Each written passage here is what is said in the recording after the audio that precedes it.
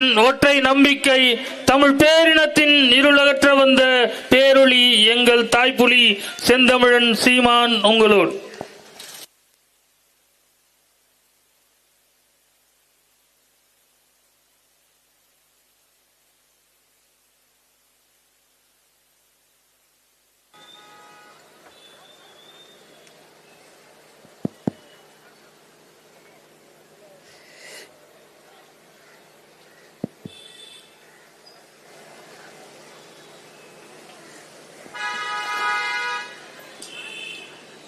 வாக்காளர்கள் சிறப்பு சீர்திருத்த சட்டத்தை எதிர்த்து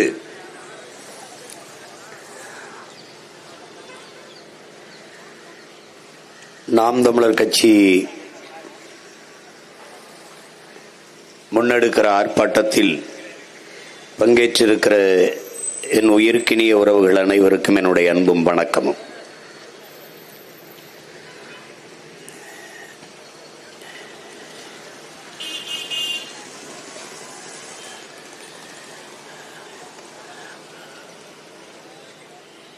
வாக்காளர்களில் ஒரு சிறப்பு சீர்திருத்தம் என்று சொல்லும் போதே நமக்கு அதில் சந்தேகம், அச்சம், நடுக்கம் எல்லாம் வருகிறது. அதில் இவ்வளவு காலம் விட்டுவிட்டு அவர்கள் முன்வைப்பது போலி வாக்காளர்கள் அந்த வார்த்தையை பயன்படுத்துகிறார்கள். ஒருவர் 2 வாக்குகளை 2 இடத்தில் வாக்கு செலுத்துகிற உரிமையை பெற்றிருக்கிறார் என்று சொல்கிறார்கள். பிறகு இறந்தவர்கள் பெயர் அந்த வாக்காளர் பட்டியலிலே இருக்கிறது, அது நீக்கப்படவில்லை என்று சொல்கிறார். ஒவ்வொன்றாக நமக்கு எழுகிற கேள்வி,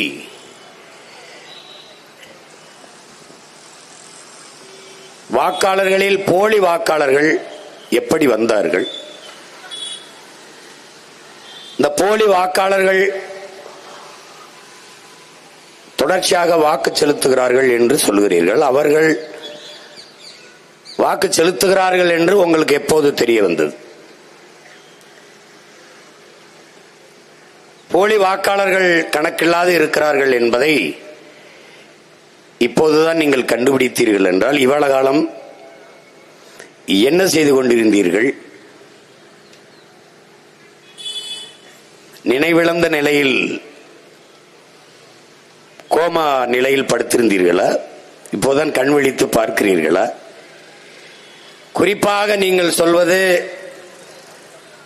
ஐயா முதல்வர் ஸ்டாலின் அவர்களுடைய தொகுதியை பேட்டியிலே குறிப்பிடுகிறீர்கள். கொளத்தூரிலே 4100 வாக்கு போலி வாக்கு என்று சொல்கிறீர்கள். அந்த ஒரு தொகுதியில தான் போலி வாக்கு இருப்பதை கண்டுபிடித்தீர்களா? அல்ல நாடெங்கிலும் போலி வாக்காளர்கள் இருப்பதை கண்டுபிடித்தீர்களா? அல்ல அந்த தொகுதியை தவிர வேற எந்த தொகுதியிலும் போலி வாக்காளர்கள் இல்லையா? போலி வாக்காளர்கள் வாக்கு செலுத்தி அவர் வெற்றி பெற்றிருக்கிறார் என்றால் அந்த வெற்றி செல்லாது என்று அறிவிக்கிற துணிவு, நேர்மை உங்களுக்கு உண்டா? இவ்வளவு காலம் என்ன செய்து கொண்டிருந்தீர்கள்?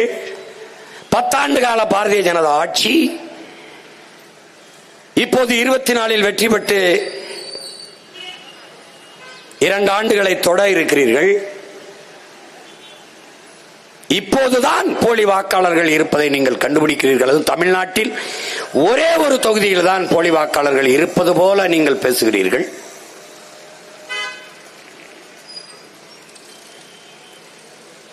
எவ்வளவு கேள்விகளை எழுப்புகிறோம், ஒரு கேள்விக்கு கூட உங்களிடத்தில் பதில் இல்லை. திருத்தம் சரி, வாக்காளர்களில் திருத்தம், வாக்கு பட்டியலில் வாக்காளர்கள் பட்டியலில் திருத்தம் சரி. எதற்காக திருத்தம்? ஒருவர் 2 வாக்குரிமை பெற்றிருக்கிறார், ஒரு வாக்குரிமையை நீக்கணும். சரி, அதை கண்டுபிடித்து நீக்க வேண்டியது உங்கள் கடமை, தேர்தல் ஆணையத்தின் கடமை. ஒருவர் 2 இடத்தில் வாக்குரிமை பெற்றிருக்கார் என்றால் அதை கண்டு நீக்குங்கள், யாரும் எதிர்க்க போறது இல்லை. ஆனால் ஒரு கேள்வி, இவ்வளவு காலம் ஏன் நீக்காதிருந்தீர்கள்? ஒருவர் 2 வாக்கு செலுத்துகிற உரிமையை பெற்றிருக்கிறார் என்பதை எப்போது கண்டுபிடித்தீர்கள்? இறந்தவர்கள் வாக்குப்பட்டியலில் இன்னும் இருக்கிறார்கள். இறந்தவன் இறப்பு சான்றிதழை தாக்கல் செய்கிறானா இல்லையா, சமர்ப்பிக்கிறானா இல்லையா, ஒப்படைக்கிறானா இல்லையா?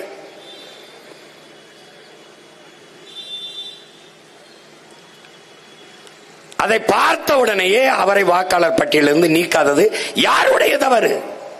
யாருடைய தவறு? ஏன் இவ்வளவு காலம் செய்யவில்லை? எங்களை போன்றவர்கள் பலமுறை தேர்தல் ஆணையத்துக்கு முறையிட்டமே. இறந்தவர் பெயர் பட்டியல் இதில் இருக்குது, அது கள்ள ஓட்டாக பதிவாகும், கள்ள வாக்காக பதிவு செய்வார்கள், நீக்குங்கள் என்று ஏன் கவனத்தில் எடுக்கவில்லை? திடீரென்று சிறப்பு சீர்திருத்தம் என்ற பெயரிலே SIR ஒண்ணு, சார்னாவே பிரச்சனை தான் நமக்கு. அது அந்த சார் எந்த சார் என்று கொஞ்ச நாள் ஓடிட்டு இருந்தது. இப்ப இந்த சாரு எந்த சார்னு நமக்கு தெரியுது. ஸ்லேவ் ஐ ரிமைன் சார்னா அதுக்கு விரிவாக்கம் தான். வெள்ளக்காரனை பார்த்து சார் நம்ம போட்டது ஸ்லேவ் ஐ ரிமைன். எஜமா நான் உங்க அடிமை இன்னும் நினைவில் வச்சிருக்கேன், அதை நான் மறக்கல. அந்த சார் தான் இந்த எஜமானுக்கு இப்ப நம்ம அடிமை. அன்றைக்கு வெள்ளையர்கள் நம்மளை அடிமைப்படுத்தி ஆளும்போது உரிமைக்காக போராடினோம். சுதந்திர போராட்டம், விடுதலை போராட்டம்.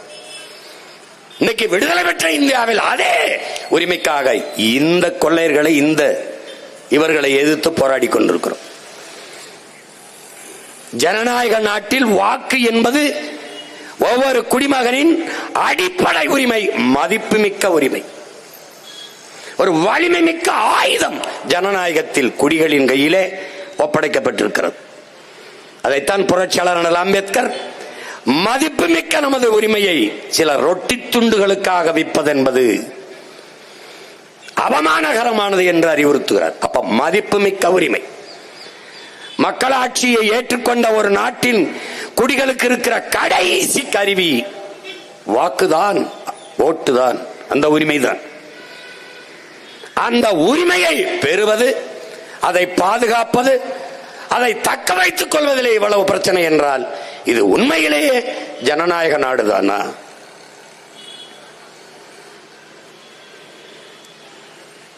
உடலில் இருந்து, இந்த உடல் கூட்டில் இருந்து என்னுடைய உயிரை பிரிப்பதும், இந்த நாட்டில் இருந்து என் ஓட்டுரிமையை, வாக்குரிமையை பறிப்பதும் ரெண்டும் ஒண்ணுதான். ஓட்டுரிமை இல்லை, வாக்குரிமை இல்லை என்றால் உனக்கு இங்க ஒண்ணுமே இல்லை. இந்த மரம் பூக்காது, காய்க்காது, பலன் தராது என்றால் எவனும் தண்ணி ஊத்த மாட்டான், உர வைக்க மாட்டான், பராமரிக்க மாட்டான், கண்டுக்கிற மாட்டான். உனக்கு ஓட்டு இல்லை என்றால் ஒரு பயம் மதிக்க மாட்டான். நம்பி கலைஞன் பேசும்போது, போன தடவை நான் போட்டேன், அதுக்கு முன்னாடி போட்டேன் ஓட்டு, அதுக்கு முன்னாடி போட்டேன் ஓட்டு. ஆமா போட்ட, எனக்கு போட்டியா? அதான் சார் கேட்கிற கேள்வி. எனக்கு போட்டா போடாத ஓட்டு உனக்கு இருந்தான்னா இல்லைன்னா தூக்குடா. அதுதான் இப்ப நாம என்ன செய்யணும்? இவனை மொத்தமா தூக்குடா, அவங்கள தூக்குடா. அதான் நம்ம செய்யணும். இந்த உனக்கு தான் தேர்தலில் நிக்கணும், வெல்லணும், இந்த வேலையெல்லாம் எனக்கு வேற மயிரே கிடையாது. போட்டா போடுவேன், போயிட்டு இருப்பேன். எனக்கு என் நாடும் மக்களும் தான் முக்கியம். சும்மா தேவையில்லாம இவங்கள மாதிரி நாடகம் போட்டுக்கிட்டு இருக்க கம்பெனி கிடையாது நான். புரியுதா? என்ன வேலை பாருங்க, என்ன வேலை இது? அதை மட்டும் வாக்காளர் பட்டியல் திருத்தம் என்று அறிவிச்சு வந்து, அது 6 மாசம், ஒரு வருஷம், ஒரு ஆண்டு காலம் எடுத்து உரிய அதிகாரிகளை நியமித்து நீ அதை செஞ்சிருக்கணும். எந்தெந்த இடத்துல யார் யாரு 2 வாக்கு செலுத்துகிறார் என்று கூட கண்டு உணராத நீ என்னத்துக்கு தேர்தல் ஆணையம்னு ஒரு நாடகம் பண்ணி வச்சிருக்க? கேட்கறதுக்கு ஏதாவது பதில் சொல்றியா? இது ஜனநாயக நாடுன்ற இந்த நாட்டில் எல்லா தலைவரும் பேசுறானடா. இடைத்தேர்தல் என்றாலே ஆட்சி, எந்த கட்சி ஆட்சியில் இருக்கோ அதான் ஜெயிக்குங்கிறான், சொல்றானா இல்லையா? அப்ப இது ஜனநாயகமாடா? எந்த கட்சி ஆட்சியில் இருக்கிறதோ அதுதான் இடைத்தேர்தலில் வெல்லும் என்றால் அதுக்கு பொருள் என்ன, அர்த்தம் என்ன, என்ன நம்ம புரிஞ்சுக்கிறது? அவன்கிட்ட தான் அதிகாரம் இருக்கும், அவனுக்கு தான் உளவுத்துறை, காவல்துறை, தேர்தல் ஆணையம் எல்லாம் அவர்களுக்காக தான் வேலை செய்வார்கள். அதனால் அவர்கள் கள்ளவாட்டு போடுவார்கள், அவர்கள் எண்ணுவதுதான் வாக்கு, அவர்கள் எண்ணி சொல்வதுதான் வாக்கு. அப்படின்னா எப்படி? அப்ப எதற்கு இது ஜனநாயக நாடு என்று சொல்கிறாய்? எப்படி? ஐயா கருணாநிதி இருக்கும்போது, ஆட்சியில் இருக்கும்போது அம்மையார் ஜெயலலிதா இடைத்தேர்தலில் போட்டியிட மாட்டார்கள். அதிமுக இருக்கும்போது திமுக போட்டியிடாது. ஆனால் 2 பேரும் இருக்கும் போதும் இடைத்தேர்தலில் துணிந்து போட்டியிட்ட ஒரே அரசியல் இயக்கம் நாம் தமிழர் கட்சி மட்டும்தான். விக்கிரவாண்டியில ஓடி போயிட்டா, எல்லாம் ஓடி போயிட்ட. நான் தான் இந்தியா, நான் தான் என்டிஏ. எங்க போன? எங்க போன? எங்களுக்கும் அவருக்கும் தான் போட்டி போட்டிங்கிற. அப்ப என்ன ஆட்டுக்குடல் போட்டி வைக்க போனியா? எங்க போன? அங்க போடாம போன? எங்க போன? ஈரோடு கிழக்கிலே ஐயா கருணாநிதி மகன் ஸ்டாலினுக்கும் பிரபாகரன் மகன் சீமானுக்கும் நடந்தது அங்க போட்டி. எங்க போன? எல்லாம் எங்க போன? நீ முடிவு பண்ணிட்ட. ஐயா ராமசாமியை எதிர்த்து பேசிட்டான். அவர் பிறந்த மண்ணிலே இது பெரியார் மண்ணில்லை, பெரியாரை எனக்கு மண்ணுதான் என்று பேசி நின்னாண்ட பிரபாகரன் மகன் அந்த தேர்தல்ல. இது என்ன பெரியார்? பெரியாரு உங்க பெரியார புதைச்சிருக்கிறத ஏன் மண்ணுடா? இதுல வந்து அங்க மண்ணு இங்க மண். இது பெரியார் மண், வெட்டி வித்து தின்னு. இது திராவிடம், இது தமிழ் மண், பாதுகாத்து வை. அது தமிழ் தேசிய அரசியல். அது திராவிடம், இது தமிழ் தேசியம். அவரை பேசிட்டு அவன் டெபாசிட் கட்டுத்தொகை வாங்கிட கூடாது. எஜமா முடிவுட்டாரு. இங்க இருக்கிற சார் கள்ள ஓட்டு போடுவதை தடுக்க முடியல. ஒன்னால பல வாக்குகளை கதை சாத்திட்டு போடுறாங்க. கள்ள ஓட்டு என்ன புகாரளி தேர்தல் ஆணையம் கண்டுகொள்ளாது. எவ்வளவு முறையீடு ஏற்று பார்க்காது. காசு கொடுக்கிறான் வாக்குக்கு 1000 2000 தெரியுது, கேட்காது தேர்தல் ஆணையம். இதை எதையும் செய்தா தேர்தல் ஆணையம் என் வாக்கை சரியாக எண்ணி சொல்லும் என்று என்னை நம்ப சொல்றான். பைத்தியக்காரன், நீ பைத்தியம், நான் பைத்தியம் இல்லடா. இப்ப அந்த தேர்தல் ஆணையம் தான் வாக்கால் சிறப்பு சீர்திருத்தத்தை செய்துகிட்டு ஓடி வருது. அப்ப அந்த சிறப்புக்கு பதில் நம்ம கிட்ட என்ன இருக்குது? என்ன இருக்குது? என்ன வேலை செய்யற நீ? உனக்கு வேலை மயிரில் ஒரு வேலையும் இல்லை. எங்களுக்கு கோடி வேலை இருக்குங்க. ஆத்தால பெண் உழுது பொழைக்கணும், ஆடு மாடு மேய்க்கணும், களை எடுக்கணும், கரும்பு வெட்டணும், வயக்காட்டில் போய் வேலை செய்யணும். அப்பதான்டா சோறு. உழைக்கணும், மேய்க்கணும், ஓட்டு இருக்கா, இது இருக்கா? ஏற்கனவே இளவு ஜனநாயகத்து மேல நம்பிக்கை இல்லாம என்ன இளவு காசு கொடுத்தாலும் 40 50 60 விழுக்காடு தான் வாக்கு பதிவாகுது. காரணம் என்ன? காரணம் என்ன? 100 பேர்ல 60 பேர் 70 பேர் 50 பேர். அது அதிகப்படியா நீ காசு கொடுக்கணும். ஓட்டுக்கு 2000 கொடுக்கணும், மிக்சி கொடுக்கணும், கிரைண்டர் கொடுக்கணும், லேப்டாப் கொடுக்கணும், எல்லாம் கொடுக்கணும். எளவு கர்மாந்திரம் பிரியாணி கொடுக்கணும், குவார்டர் கொடுக்கணும். எல்லாம் கொடுத்தா தான் 60 பேர் ஓட்டு போடவே வர்றான். ஏன் நம்பிக்கை இல்ல? இந்த லட்சணத்துல என்ன? உனக்கெல்லாம் ஓட்டு இருந்தா என்ன, இல்லை நான் முடிவு பண்ற. இங்கே அறிவார்ந்த தமிழ் சமூக சொந்தங்கள், என் உயிரின் என் உடன் பிறந்தார்கள் கவனிக்கணும். இந்த நாட்டிலே குடியாட்சியை மக்களாட்சியை ஏற்றுக்கொண்ட நாட்டிலே மக்கள் தங்களுடைய மதிப்புமிக்க வாக்கின் மூலமாக யார் ஆட்சியாளராக இருக்க வேண்டும் என்பதை முடிவு செய்தார்கள். அந்த உரிமைதான் இங்கே போராடி பெற்ற ஜனநாயகம். அந்த உரிமை இங்கே பேசிய தம்பிகள் எல்லாம் கூட குறிப்பிட்டார்கள். ஜமீன்தார் இவ்வளவு நிலம் வைத்திருக்கிற நிலக்கலார்கள் இவர்கள் தான் வாக்கு செலுத்த முடியும் என்கிற நிலை இருந்தது. அதை போராடி தகர்த்து எல்லோருக்குமான உரிமையை பெற்றார்கள். பெண்களுக்கு மறுக்கப்பட்டிருந்தது. பன்னெடுங்காலமாக கல்வி மறுக்கப்பட்டு ஒடுக்கப்பட்டு வீழ்த்தப்பட்டு கிடக்கிற சமூகங்களுக்கெல்லாம் சிறப்பு தொகுதி என்று பெற்றுக் கொடுக்கப்பட்டது. அப்படி போராடி பெற்றது அந்த உரிமை. ஆனால் இன்னைக்கு நிலைமை என்ன? வாக்காளர்கள் தீர்மானித்தார்கள் யார் என் ஆட்சியாளன் என்று. இன்னைக்கு ஆட்சியாளன் தீர்மானிக்கிறான் யார் என் வாக்காளன் என்று. இதுதான் இப்ப நடக்குது. நாம கேட்கிறோமே தலைகீழ் மாற்றம், இந்த மாற்றம் தான் இங்கே நடக்குது. இந்த எஸ்ஆர் மூலம் என்ன நடக்க போகுது? சார் மூலம் எஸ்ஆர் மூலம் என்ன நடக்க போகுது? என் வாக்காளன் யார் என்பதை ஆட்சியாளன் தீர்மானிக்கிறான். இது ஜனநாயகமா என்பதை கற்றறிந்த பெருமக்கள் கற்றுக்கொண்டிருக்கிற எண்ணிலும் இலையே என் தம்பி தங்கைகள் தெளிந்து சிந்திச்சு புரிஞ்சுக்கணும். என்ன எதற்கு இது திருத்து போய் உடனே பிறகு செய்யற என்ன செய்யற நீ யார் கேட்டது ஒண்ணு? டேய் நாங்க கேட்ட எதையாவது ஒண்ணு நீ செஞ்சிருக்கியாடா? டேய் உன் மனச்சான்று சொல்றா. படிக்க பள்ளிக்கூடம் இல்லைன்னு கேட்போம், மருத்துவமனை சரியா கட்டி கொடுன்னு கேட்போம். இங்கே இருக்கிற அறிவார்ந்த என் தம்பி தங்கைகள்கிட்ட, என் அன்பு சொந்தங்களிடத்துல கேட்கிறேன், நீ விண்ணூர்தி நிலையத்தை பார், உன் அரசு மருத்துவமனையும் பார், நீ பேருந்து நிலையத்தை பார், உன் பிள்ளை படிக்கிற பள்ளிக்கூடத்தையும் பார், இவர்கள் புதைக்கப்பட்டிருக்கிற கல்லறை சமாதியை பார், உன் பிள்ளைகள் படிக்கிற பள்ளி கல்லூரியை போய்ப்பார். எது தரமா இருக்குன்னு பாருடா, எது தரமா இருக்குன்னு பார். இது ஒரு ஆட்சி முறைன்னு நீ நினைச்சுக்கிட்டு இருக்க. நீ எதை நோக்கி நகர்த்துறான்னு பாருடா, எதை நோக்கி நடத்துறான்? எப்படிப்பட்ட நாடு? அப்படி யோசிச்சு பாரு, நீ யோசிச்சு பாரு. ஒருத்த கள்ளச்சாராயம் காய்ச்சுகிறான், குற்றம். அதை போய் குடிக்கிறான், குற்றம். செத்து போறான், 10 லட்சத்தை நாடு அறிவிக்கிறது. எல்லோரும் ஓடி போய் பார்க்கிறார்கள். அந்த குடும்பத்தில் பிள்ளைகளுக்கு நாங்கள் கல்வி கொடுப்போம், குடும்பத்தில் ஒருவருக்கு வேலை கொடுப்போம் என்று சட்டப்படி அங்கீகரிச்சு காசு கொடுக்கிறான். சட்டப்படி குற்றத்தை நாடு, அது நாடு. ஒரு நடிகர், பிடித்த நடிகர் வர்றார், அவரை பார்க்க கூடுகிறான், கூட்ட நெரிசலில் சிக்கி சாகிறான், எல்லோரும் போய் பார்க்கிறான், அதுக்கு காசு. ஆனால் நாட்டு பாதுகாப்பு படையிலே எல்லையிலே நின்று போரிலே செத்து வாராண்டா ராணுவ வீரன், இங்க வாராண்டா. எத்தனை மினிஸ்டா போய் பார்த்து மேல விட்டா? இந்திய ராணுவ வீரன் தானடா.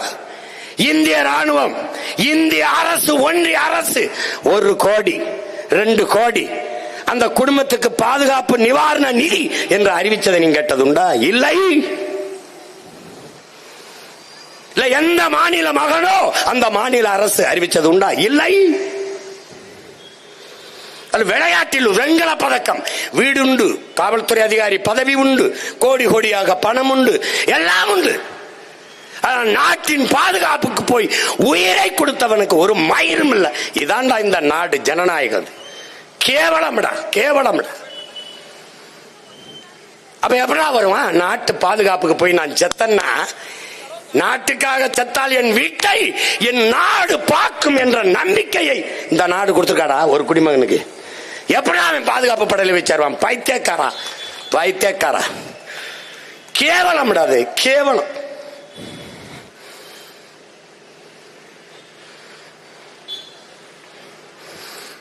இது என்ன சொல்ற நீ? எவராவது பேசுவார் அந்த கருத்து? இது எவ்வளவு பெரிய பாதிப்பு. இந்த கொண்டு வரவன் யாரா? இந்த எஸ்ஐஆர கொண்டு வர்றது, இந்த சிறப்பு சீர்திருத்தத்தை கொண்டு வரவன் யாரு? ஒரே ராத்திரில பணம் செல்லாதுன்னு சொன்னவங்க. பணம் செல்லாது. காரணம் என்ன? ஊழல் லஞ்சம் ஒழியும், கருப்பு பணம் ஒழியும். ஒளிஞ்சதா? ஒளிந்ததா? பிறகு அதற்கு எல்லா இடங்களிலும் அமலாக்கத்துறை சோதனை, வருமான வரி சோதனை நடக்கிறது. ஏன் ஒளியல? எத்தனை ஈடி ரைடு போடுற, போட்ட இடத்துல எல்லாம் பணம் வாங்கியிருக்க. நீயே ஊழல் ஒழிப்பாய் நாங்க நம்பணும். எப்படி இந்த கேள்வியை கேட்காதவன் நீ எது? எப்படி எப்படி உன்னால தூங்க முடியுது உனக்கு? சரி, பணம் செல்லாதுன்னு சொன்ன போது நீ சொன்ன காரணம் என்ன? ஊழல் லஞ்சம் ஒழியும், கருப்பு பணம் ஒழியும். அப்படின்னா எதுக்கு இவ்வளவு வேறு வீட்டில் விரட்டி வெட்டி எடுக்கிற? நீ பணம் செல்லாது என்று சொன்ன போது 50 நாளில் சொர்க்கத்தில் வைப்பேன் உங்களை என்று நம்முடைய மாண்புமிக்க பிரதமர் அறிவித்தது இருக்கு. செத்து பல பேர் சொர்க்கத்துக்கு போனான், வழிய ஒருத்தரும் போல. அந்த காலத்தை நினைவுபடுத்தி பார். எத்தனை பேர் வீதியில நின்னா, வங்கிக்கு முன்னாடி நின்னா, முதல் நாள் 2 நாள் முன்னாடியே போய் பணத்தை மாத்துறதுக்கு 1 லட்சம் கோடியில இல்லடா, 5000 10,000 மாத்திரணும்னு போய் நின்னவன் எத்தனை லட்சம் பேர்னு பேர். என் கேள்விக்கு பதில் சொல்றா. ஒரு பணக்காரன் வங்கி வாசல்ல பணத்தை மாத்தா நின்னானா ஒருத்தனை சொல்றான். உன்னுடைய நண்பர்கள் அதானி அம்பானி எவனாவது அவன் பணம்லாம் எப்படி மாறிச்சு? பதில் யாருக்கு இருக்கு? யார் சொல்லுவா? யார் சொல்லுவா? பணம் செல்லாதுன்ட்டு போயிட்ட. எவ்வளவு அறிவாளி நீ? 2000 ரூபாய் அடிச்சு கொண்டாந்த 2000 தான் 1000 ரூபாய் செல்லாதுன்ட்ட. நீ உண்மையிலே அறிவானவனா இருந்தா 1000 ரூபாய் அந்த 2000 ரூபாய் அடிச்சு வங்கிகளில் போய் சேமிச்சு எவ்வளவு பணம் மதிப்பிழக்க போகுதோ அந்த பணத்திற்கு இணையான பணத்தை வங்கிகளில் கொண்டு நிறைத்து விட்டு மக்களுக்கு அறிவிச்சு சொல்லணும். ஆனால் நீ அறிவிச்சுட்டு போய் அச்சடிச்சுக்கிட்டு இருக்க. இப்ப எங்க 2000 ரூபாய் செல்லுமா? யாராவது சொல்லு. இப்ப 2000 ரூபாய் செல்லுமா? செல்ல. அப்பெல்லாம் என்ன தெரியுது? வேலை இல்லாத ட்ரெய்லர் இருக்காருல்ல, தையல்காரர், வேலை இல்லைன்னா யானைக்கு டவுசர் தப்பாருன்னு சொல்லுவாங்க எங்க ஊர்ல. அவர் சும்மா இருக்கிறதுக்கு பதிலாக சும்மா இருக்கும்னு யானைக்கு ஒரு டவுசரை தப்பம். அந்த யானைக்கு டவுசர் தக்கிற பயிர்கள்ட்ட போய் நீ ஆட்சியை கொடுத்துட்டு அவன் என்ன பண்றதுன்னு தெரியாம ஒரு யானைக்கு தப்போம், அப்புறம் பூனைக்கு தப்போம், அப்படி தச்சுக்கிட்டு இருக்கான். ஏன்னா இதெல்லாம் ஒரு மனுஷன் இந்த இது செய்யற வேலையா? செஞ்சா சரி செஞ்சா. அடுத்து இன்னும் ஒரு பெரியது பாருங்க, பயங்கரவாதம் ஒளிந்து விடும். அறிவார்ந்த பெருமக்களே, என்னை பெற்ற பேரன்பு மிக்க தமிழ் சொந்தங்களே, என் உயிரினுமினிய உடன் பிறந்தார்களே, ஆழ்ந்து கவனியுங்கள். பயங்கரவாதம் ஒளிந்து விடும் பணம் செல்லாதுன்னா. எந்த பயிலும் பணத்தை பரிமாறிக்கிறது இல்ல பயங்கரவாத இயக்கங்கள்ல. ஒரே செலாவணி உலகம் பூரா செல்ற தங்கம் தான், அததான் பரிமாறிப்பான். இப்ப பணம் செல்லாது என்று சொன்னீர்கள், பயங்கரவாத ஒழியும் என்று சொன்னீர்கள். எப்படி புல்வாமா மாவட்டத்தில் தாக்குதல் நடந்தது? காஷ்மீரிலே மிக சென்சிட்டிவ் ஏரியா, உயர் பாதுகாப்பு பகுதி, 5 கிலோமீட்டருக்கு ஒரு தடவை சோதிக்கிற உயர் பாதுகாப்பு பகுதியிலே 500 கிலோ வெடிகுண்டை வெடிமருந்தை ஏற்றி கொண்டு வந்த கார் எப்படி வந்தது? சோதிக்காமல் எங்க போய் புடுங்கிட்டு இருந்தா? பதில் இருக்கா? ஒண்ணும் கிடையாது. 40 ராணுவ வீரனை கொன்னு போட்டு போயிட்டான். யாரோட தவறு? யாருடைய தவறு? எங்க பயங்கரவாதம் ஒளிந்தது? எங்கே ஒளிந்தது? இந்த நாட்டு குடிமகனா உனக்கு ஆதார் இருக்கணும். எல்லாத்துக்கும் ஆதார் தான். ஆதார், நீ எல்லாத்திலையும் ஆதார இணைக்கணும். ஆதார் ஆதார் ஆதார். ஒரு வருஷம் 2 வருஷம் ஓட்டினாங்க. அப்ப அங்க உள்ள வந்தவன்ட்ட ஆதார் கேட்காம எங்கேயும் உதார் விட்டுக்கிட்டு இருந்த என்ன பண்ணிட்டு இருந்த? உள்ள வந்தான்ல, அவன்கிட்ட வாங்காம என்ன பண்ண? எங்கே போனது ஆதார்? எங்கே போனது உன்னுடைய பாதுகாப்பு பணி? என்ன செய்தது உன்னுடைய உளவு படை? சொல்லு. அவன் தான் சொல்றான்டா அந்த காஷ்மீர் ஆளுநர், நான் அப்படியே ராணுவ விமானத்துல விண்ணூர்தியில இறக்கி போய் நம்ம வீரர்களை அங்க இறக்கி விட்டுருவோம்னு நான் சொன்னதை இவர்கள் கேட்கவில்லை என்கிற. பேருந்துல ஏற்றி விட்ட, அவ அடிச்சு மோதி கொண்டு போயிட்டான். 40 பேர் உயிரற்ற உடலை அடுக்கி தேர்தலில் வாக்கு பறிக்கிறதுக்கு அந்த நேரம் இலங்கையில் ஒரு தாக்குதல் நடக்குது. புல்வாமால இந்த தாக்குதலை காட்டி இது போல தாக்குதல் தொடராமல் இருக்க எங்களுக்கு வாக்கு செலுத்துங்கள். எப்படி இருக்கு பாருங்க. அப்ப ஒரு போர் அறிவிக்கிறது, கொல்லும் போது விட்டுறது, அப்புறம் ஒரு போர், அது ஒரு அக்கப்போர். இங்க இருந்து போய் யாரும் இல்லாத பொட்டல்ல குண்டை போட்டு திருப்பி வந்துடுறது. நடந்ததா இல்லையா? சிரிக்காத. பொய் சொல்லிட்டு இருக்கேன்னா? பொய் சொல்றேன்னு நினைக்கிறேன் நீ பைத்தியக்கார. திருப்பி பயங்கரவாதம் ஒளியுது. பகல்காம்ல ஒரு சுற்றுலா தலம், ஒரு நாளைக்கு 30,000 பேர் கூடி கலைறான். தெரியுது. அங்கே காவல் நிலையம் இல்ல, அங்கே பாதுகாப்பு ராணுவ வீரர்கள் இல்ல. ஏன் இல்ல? ஏற்கனவே பிரச்சனைக்குரிய பகுதி காஷ்மீர், உலகத்துக்கே தெரியுது, உனக்கு தெரியுது. அப்ப அங்க இடத்துல என்ன பண்ணி இருக்கணும்? மற்ற இடங்களை விட கூடுதலாக பாதுகாப்பை நீ வலுப்படுத்தி இருக்கணும். ஏன் செய்யல? ஒரு விண்ணுறுதியில பயணிக்க விடுறியா? எங்களை நுழையும் போது ஆதார் காட்டுங்கிற காட்டுறோம், உள்ள போகும்போது முன்னாடி திரும்பு, பின்னாடி திரும்பு, இதை கலட்டு, பெல்ட் கலட்டு, சாக்ஸ கலட்டு, அதை கலட்டு, இதுக்குள்ள அதை வச்சிருக்கியா, இதை வச்சிருக்கியா? ஏய், நீ என்ன நீ பாதுகாக்கிற? இந்த ஐயப்பமார்கள் இந்த விரதம் இருந்து 40 நாள் விரதம் இருந்து அந்த இருமுடியை தூக்கிட்டு போறான். என்ன கொண்டு போறான்? தேங்காய் எண்ணெயும் தானடா. உனக்கு தெரியாதா? அது அதான் சோதிக்கிறீல, அத வெளியில வரும்போது தேங்காயும் நெய்யும் தானே இருக்கு. அதை எதுக்கு தடுக்கிற நீ?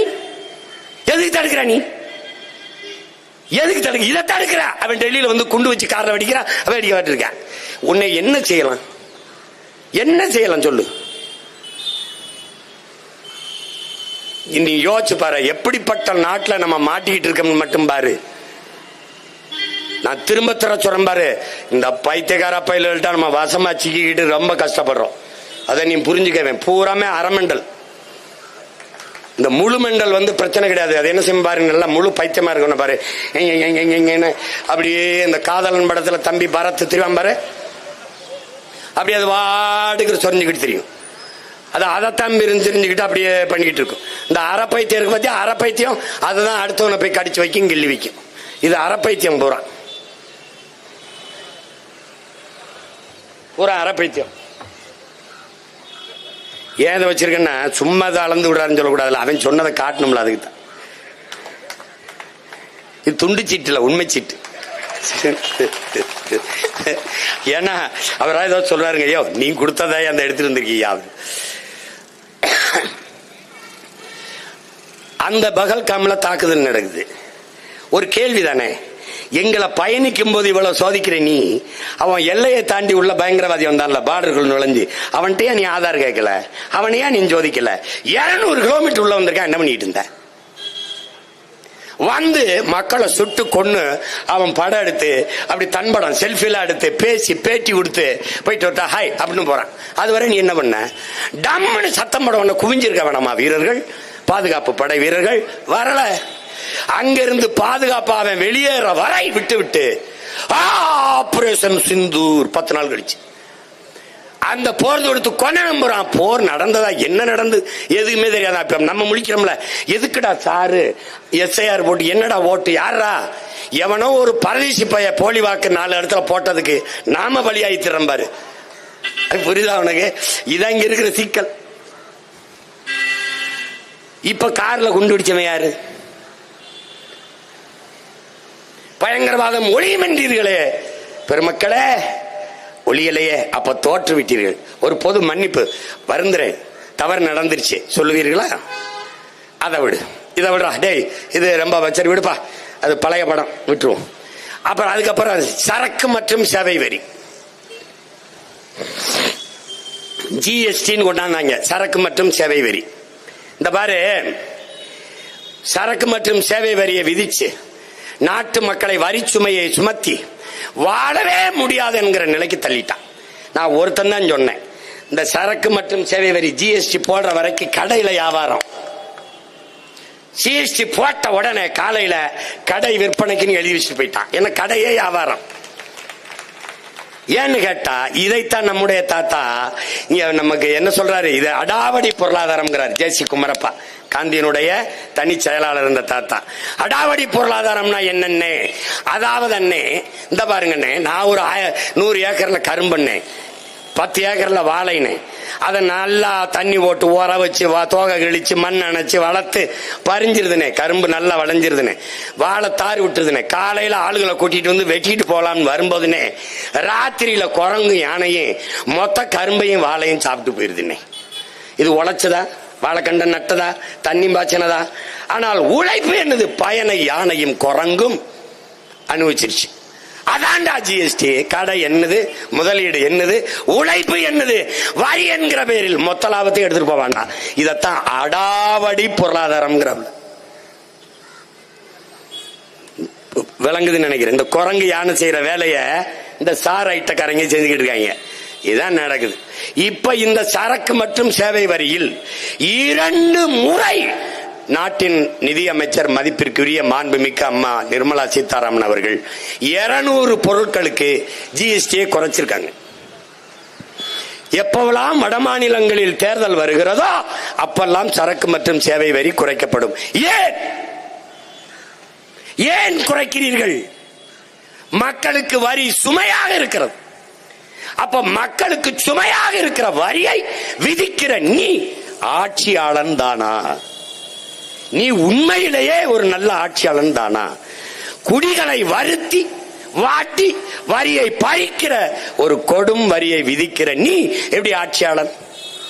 இப்படிப்பட்ட ஆட்கள் வருவார்கள் என்று 2000ற்கு மேற்பட்ட ஆண்டுகளுக்கு முன்னாடி எங்களுடைய மூதாதை வள்ளுவ பெருமகனார் வேலோடு நின்றான் இடுவென்றது போலும் கோளோடு நின்றான் இரவு என்று பாடுறாப்ல.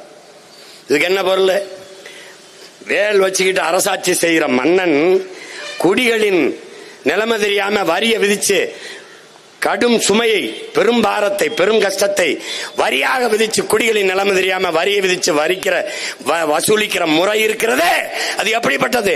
ராத்திரியில முகமுடிய போட்டுக்கிட்டு குறுக்க கம்ப வச்சுக்கிட்டு என்ன வச்சிருக்க எடு அப்படின்னு பறிக்கிற திருட்டு பய செயல் இருக்குல்ல, அதுவும் அந்த மன்னனுடைய செயலும் ரெண்டும் ஒண்ணுதாங்கிறவள.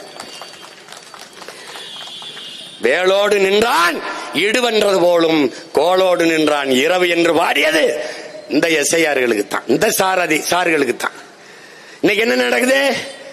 சாலையில நீ போகும்போது குறுக்க கட்டையை விட்டு எவ்வளவு வச்சிருக்க எடுங்கிறான். அதான் அவர் சொன்னது. கணக்கில்லாத சுமை.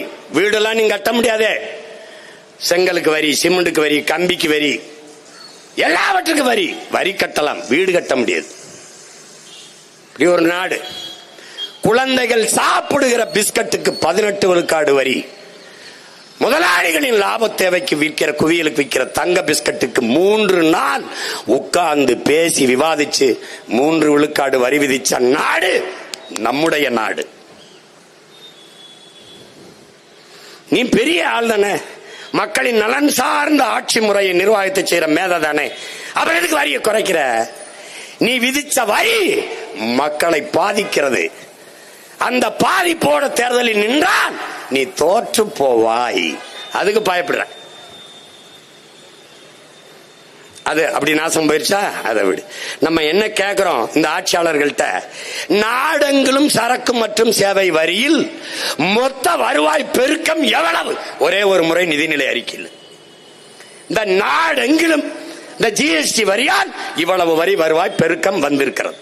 இந்த பணம் பெருக்கம், இந்த வருவாய் மக்களுக்கு இப்படிப்பட்ட திட்டங்களாக பிரித்து பகிர்ந்து அளிக்கப்படுகிறது ஒரே ஒரு முறை. எப்படி இருக்கு? நாட்டில் பாராளுமன்றத்தின் நிதிநிலை அறிக்கையிலே தூய காற்றுக்கு 4200 கோடி ஒதுக்கிய நாடு உலகத்திலே என் நாடுதான். தூய காற்றுக்கு. தூய காற்றை எப்படி கொண்டு வந்து மக்கள் கொடுப்பிய? எப்படி? எப்படி இடுப்புல ஒரு இடவார கட்டி இங்க ஒரு குடுவையை போட்டு மூக்குல அப்படியே மாட்டிக்கிட்டு தூய காற்றை சுவாசிட்டு போறதா? எப்படி? எப்படி? இந்த டாஸ்மாக் கடை மாதிரி அங்கங்க திறந்து வச்சிருப்பீல? அறிவு இருக்கிறவங்க அவனாவது இதெல்லாம் சிந்திப்பான் நண்பர். நீ எந்த கொம்பாதி கொம்பனும் நற்காட்டை தர முடியாதரா பைத்தியக்காரங்களா? அதை தரக்கூடிய ஒரே ஆற்று கொண்ட உயிர் மரம் தானடா, மரம் தானடா. பைத்தியக்காரங்களா? அதை வெட்டி 8 வழிச்சால 10 வழிச்சால கொட்டு வழி எல்லாம் போட்டுருவான். காட்டை வெட்டி ரோட்டை போட்டுட்டு அப்புறம் 4100 கோடி ஒதுக்குறது. சந்தேகம் வருது இல்ல? ஒண்ணு நம்ம மென்டலாகி பைத்தியம் ஆயிட்டோமா, இல்ல அவங்க தான் பைத்தியமா? எங்க இப்படி எது தவறு எது சரி? நமக்கு செய்திகள் வேற தப்பா இருக்குல்ல. ஆண்டன் சொக்கவே சொல்ற மாதிரி இந்த தோற்று போன சமூகத்தில் அவசியமற்ற செய்தி எதுவோ அதுவே தலைப்பு செய்தியா வரும். இன்னைக்கு இவ்வளவு பேசுறோம்ல, எதுவும் வராது. இந்த தமிழக வெற்றி கழகத்தை பத்தி ஏதாவது ஒண்ணு சொன்னோம்னு வச்சுக்கோங்க, பேசி விட்டார், செய்து விட்டார். கால கொடுமை. இந்த ஏதாவது இந்த கேள்விக்கு பதில் இருக்கா பாரு. இந்த சார் கோஷ்டியல்கிட்ட கேட்கிறேன், இவ்வளவு கேட்டு வரல, ஒரு பதிலும் இல்லை. இப்ப கடைசியா இங்க வர இப்ப வாக்கு சீர்திருத்தம், வாக்கு திருத்தம். உண்மையிலேயே நீ திருத்தணும்னா நீ இந்த எந்திரத்தை, இவிஎம் எந்திரத்தை, வாக்கு எந்திரத்தை தூக்கி போட்டு வாக்கு சீட்டு முறைக்கு வந்துரு. எப்படி போலி வாக்காளர் வருவான்? எப்படி வருவான்? நான் சொல்றேன் தவறு. நான் கொடுத்திருக்கேன், படம் போட்டு காட்டிருக்கேன். இது வாக்கு சீட்டு, இது நன்கொடை சீட்டுன்னு கருதிக்க. இங்க அடிக்கட்டு இருக்கு, இது முனிக்கட்டு. இந்த இடத்துல என் படம் இருக்கு, இங்கேயும் என் படம் இருக்கு, இங்க என் விவரம் எல்லாம் முகவரி எல்லாம் இருக்கு. இப்ப நான் கைரேகை வச்சுட்டேன், நான் கையெழுத்து போட்டேன். இந்த அதிகாரி கிட்ட இந்த 2 இடத்துல என் கையெழுத்து போட்டேன். எனக்கு மை வச்சு போட்டு வாங்கன்றாப்ல வந்தேன். இத வச்சுக்கிட்டு இந்த முனிக்கட்டை அப்படி கிழிச்சு கையில கொடுத்துருவாப்ல. என்ன சொல்லுவாப்ல? பத்திரம். ஏன்?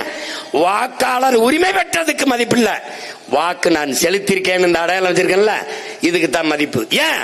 ஜனநாயக கடமையை இந்த நாட்டில் ஆற்றிய குடிமகன் என்ற சான்றை நான் பெற்றிருக்கிறேன்.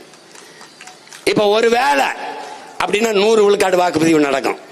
ஒருவேளை வர முடியல, எங்க அப்பா இறந்துட்டார், என் தாய்க்கு முடியல, என் மனைவிக்கு பிரசவம் இல்ல, எனக்கு முடியல, அருகில் இருக்கிற ஒரு மருத்துவர்கிட்ட சான்றிதழ், அந்த மாவட்ட ஆட்சியர் வட்டாட்சியர் சான்றிதழ் வாங்கி ஒப்படைக்கணும்.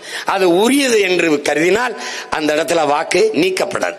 இல்லை என்றால் அவர் உரிய ஜனநாயக கடமை ஆற்றவில்லை என்று அவருக்கு வாக்காளர் உரிமை நீக்கப்படும், குடும்ப அட்டை நீக்கப்படும், மின் இணைப்பு துண்டிக்கப்படும், நீர் விநியோகம் துண்டிக்கப்படும். 1 மணி நேரம் நீ வரிசையில் நின்று வாக்கு செலுத்த முடியல. தேச துரோகம் என்பதும் பயங்கரவாதம் தீவிரவாதம் என்பதும் தெருவுக்கு தெரு குண்டு வைப்பதோ கொள்ளையடிப்பதோ வளங்களை சுரண்டுவதோ லஞ்சம் ஊழல் பெறுவதோ அல்ல. வரிசையில் நின்று வாக்கை செலுத்தி தனக்கான அரசை, ஒரு நல்ல அரசை தேர்வு செய்ய தவறுகிறதும் தேச துரோக குற்றம்தான், ஜனநாயக துரோகம்தான். அப்படிப்பட்ட தேச துரோக குற்றவாளிகளுக்கு உரிமை எதற்கு? என் தாத்தன் எத்தனை ஆண்டுகளுக்கு முன்னாடி வாக்குக்கு காசை கொடுப்பவன் பாவி, அந்த காசை வாங்கி கொண்டு வாக்கு செலுத்துகிறவன் தேச துரோகி என்று என் தாத்தா தெய்வ திருமகன் எத்தனை ஆண்டுக்கு முன்னாடி தேச துரோக குற்றத்தை தொடர்ந்து செய்கிறார்கள். இப்ப இந்த முறையை கொண்டு வந்தீங்கன்னா ஒரு வய ஓட்டு போடாம இருக்க மாட்டான், எல்லா வரிசையில் நிப்பான். இங்க கள்ள ஓட்டுங்கிற பேச்சு கிடம் இல்லையா? இந்த வாக்ககத்தில் 500 வாக்குகள் தான் இருக்கிறது என்றால் நீ எண்ணும் போது இந்த முனிக்கட்டை எண்ணுவ ஓட்ட 500, அடிக்கட்டை எண்ணுவ 500 சமமா பொருந்தது. டேலியாவது கள்ள ஓட்டு இல்ல. சொல்றது சரிதானே? நீ வா, இது திருத்தம், சிறப்பு சீர்திருத்தம், இதை செய்ய மாட்டேன். ஏன்? உனக்கு அறிவு கிடையாது. இதை செஞ்சுட்டா என்ன ஆயிரும்? நான் நின்றுவேன், நீ நடுத்தருவில் நின்றுவேன். அதான் பிரச்சனை.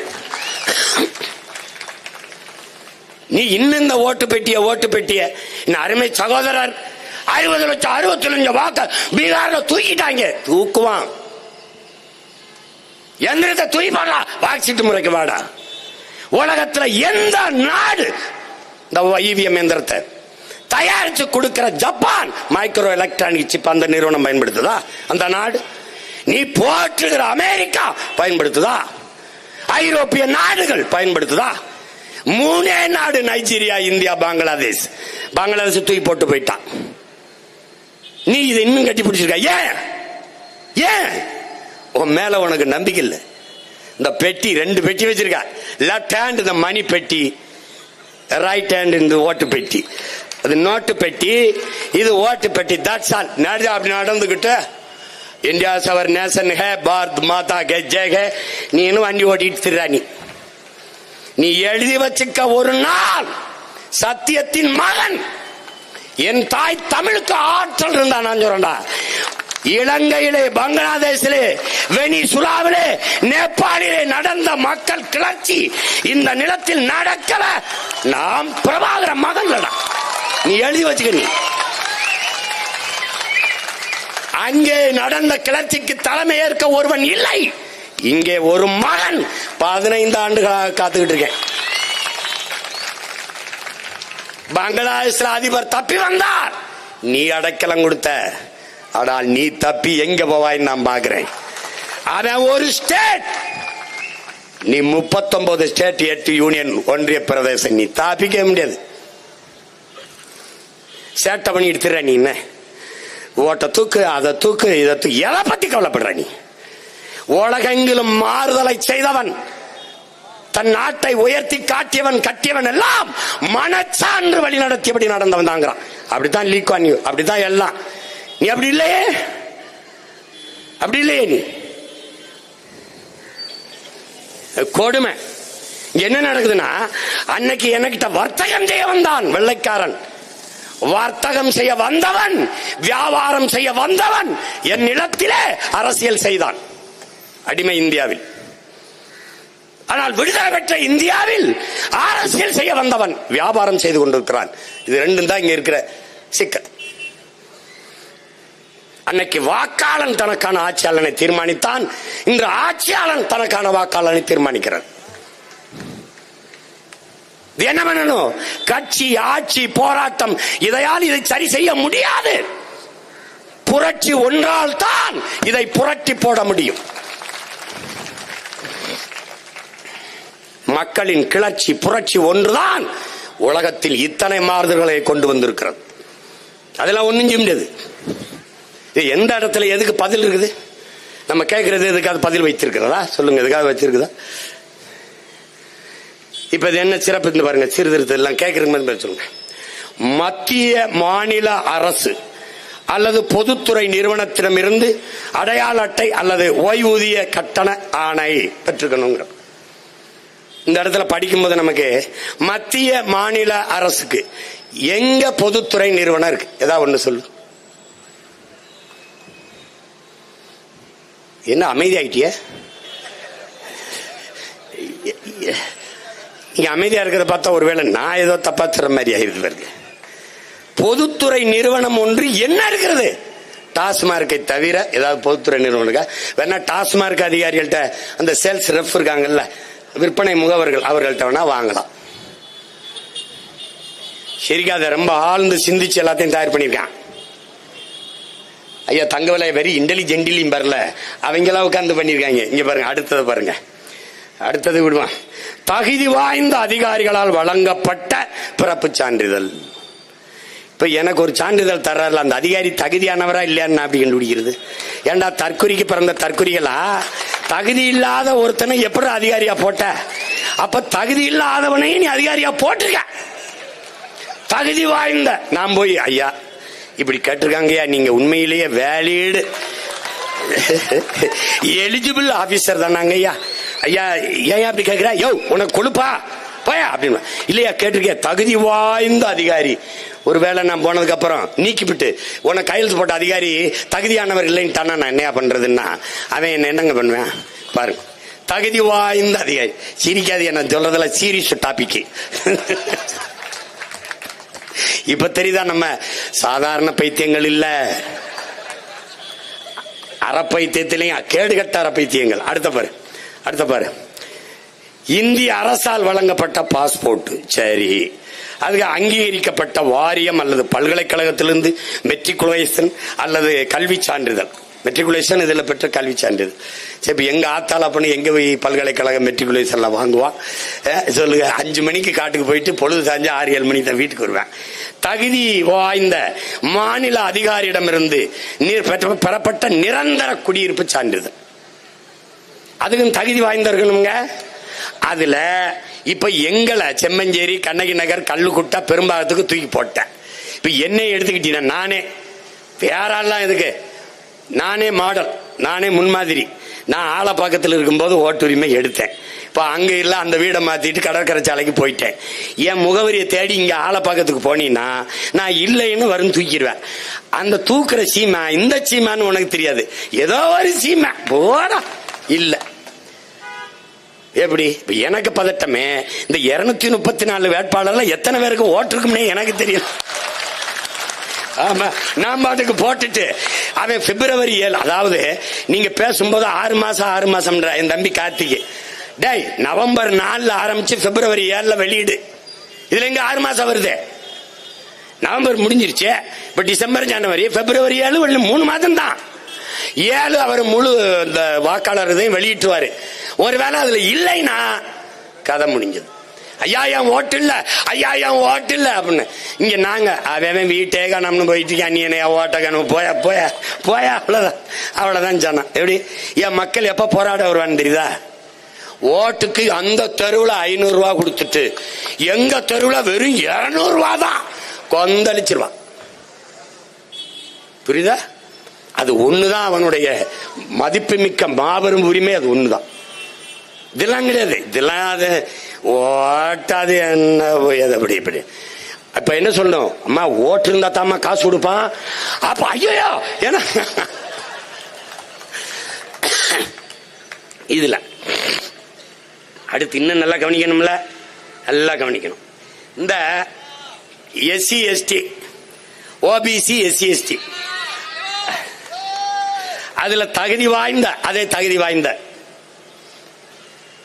வாய்ந்த இதையெல்லாம் நமக்கு போட்டிருக்கான்ல, இந்த இதையெல்லாம் கடைப்பிடிக்கணும். அந்த நாய்க்கு தகுதி இருக்கான்னு முதல்ல நம்ம யோசிக்கணும்.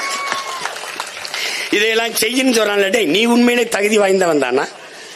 உன்னையெல்லாம் யாரா அங்க உட்கார வச்சது? தகுதி வாய்ந்த ஆளுகள் யாருன்னு பாத்தீங்கன்னா, health officer, health labour. Health officer கிடையாது, ஹெல்த் லேபர் யாரு? நம்மாலதான், நம்ம அண்ணன் தம்பி பூச்சி மருந்து அடிப்பான்ல, கொசு மருந்து, அவன். அங்க அங்கன்வாடியில் நம்ம அக்கா தங்கச்சி இருக்குல்ல, அது சத்துணவு ஆயா, அவங்களாம் இந்த பூத்து லெவல் எப்ப தெரியாது அவங்களுக்கு, பிஎல்ஓ அவங்க தான். ஒரு அம்மா எல்லாம், என்னமா நீ உட்காந்துருக்க? என் கணவர் தான் போயிட்டாரு பாத்துக்கன்ட்டு உட்கார்ந்துருக்கேன். இதுல நம்ம ஐயா எதிர்க்கிறது இந்த சங் பரிவார் கும்பலை, இந்த பாசிச பாஜகவை, இந்த பிஜேபியை, சனாதன கும்பலை எதிர்க்கிறோம். எப்படி எதிர்க்கிறது? இந்த எஸ்ஐஆர், இந்த சிறப்பு சீர்திருத்தத்தை எதிர்க்கிறோம். தமிழ்நாடு அரசு சொல்லுது, ஐயா ஸ்டாலின் சொல்றாங்க, அனைத்து கட்சியை கூட்டுறாங்க, ஆர்ப்பாட்டம் நடத்துறாங்க. ஒரு அறிவிப்பு வருது, ஐயா அப்படி பிடிச்சுக்கிட்டு இருக்காரு. அவசர உதவி ஆலோசனை பெற இந்த எண்ணுக்கு தொடர்பு கொள்ளுங்கள். எதிர்க்கிறீங்களா, ஏற்கிறீங்களா? ஏன்னா ஏற்கனவே உங்க நாடகத்தை நாங்க சின்ன பிள்ளையிலிருந்து பாக்குறோம். நீங்க கச்சத்தீவை கொடுக்கும் போது இப்படி இருந்துட்டு, கொடுத்தக்கப்புறம் மீட்க போராடுவேன். நீட்டை கொண்டு வரும்போது வாழ்த்து கடிதம் எழுதிட்டு, நீட்டை அதை நீக்கிற ரகசியம் எங்களுக்கு தெரியும். எல்லாமே இப்படி ஒரு பல்டி, அப்புறம் அப்படி ஒரு பல்டி.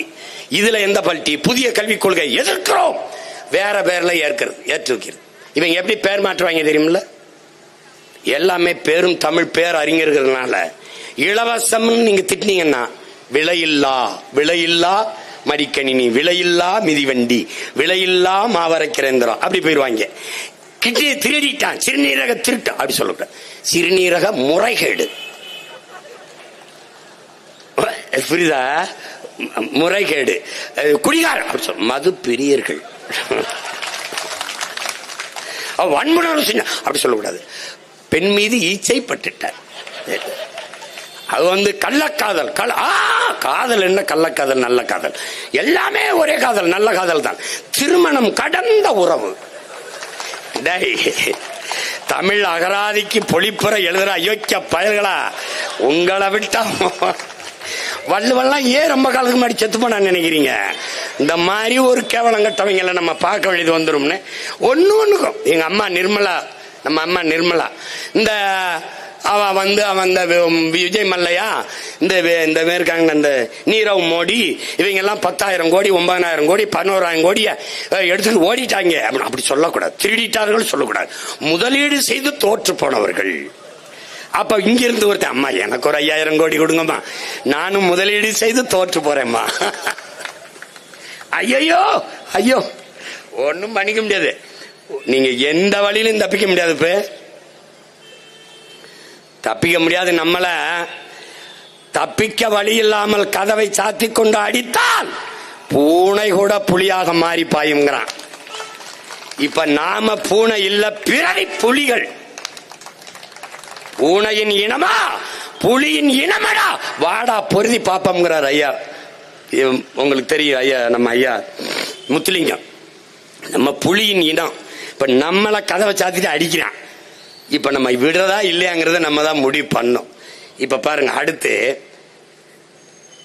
அதுல என்னென்ன, பீகார்ல யோகேந்திர யாதவ் உச்ச நீதிமன்றத்தில் ஒரு தாக்கல் செய்யறார். மொத்தம் அறிவிச்ச வாக்கு 8,22,00,000 பீகார்ல. இந்த பீகாரை பின்பற்றுங்க, பீகார் முறையின் போட்டுக்காங்க. அடுத்தது அவன் வாக்கு பெற தகுதி பெற்றவர்கள் 8,22,00,000. ஆனா பெற்றவர்கள் 7,41,00,000. விடுபட்டவர்கள் தகுதி இருந்து அந்த வாக்கை உரிமையை பெற முடியாம 81,00,000. அப்படின்னா எத்தனை தொகுதின்னு நீ கணக்கிட்டுக்க.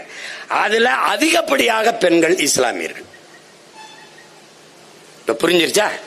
அதுல ஒரே முகவரியில் 100 பேருக்கு வாக்குரிமை கொடுத்துருக்கான். ஒரே முகவரி இல்ல, அப்படின்னாலும் ஒரு வீட்டுல 100 பேர் வாழ முடியாதுல்ல, கொடுத்துருக்கான். அந்த மாதிரி இதுலயே 4,50,050 வாக்கு கொடுத்துருக்காப்ல. அந்த மாதிரி ஒரே முகவரியில 100 பேர் கொடுத்துருக்காப்ல. அதுக்கப்புறம் என்ன பண்ணிருக்காம பாருங்க, ஒவ்வொன்றும் பாருங்க. இந்த இரட்டை வாக்குரிமையை திருத்துறேங்கிறதான சிறப்பு திருத்தம். அதுல என்ன பண்ணிருக்காரு, ஒரே தொகுதியில 5,24 லட்சம் பேர் ஒரே தொகுதியில 2 வாக்குரிமை பெற்றுட்டாங்க. இவன் சீர்திருத்தம் செய்யறேன்னு போயிட்டு அது 5,2.24 லட்சம் பேருக்கு ஒரே தொகுதியில கொடுத்துருக்கான். திருப்பி இரட்டை வாக்கு வெவ்வேறு தொகுதியில 63.09 பேரு 9 விழுக்காடு இந்த வெவ்வேறு தொகுதியில பெற்றிருக்கான் 2 வாக்குரிமை.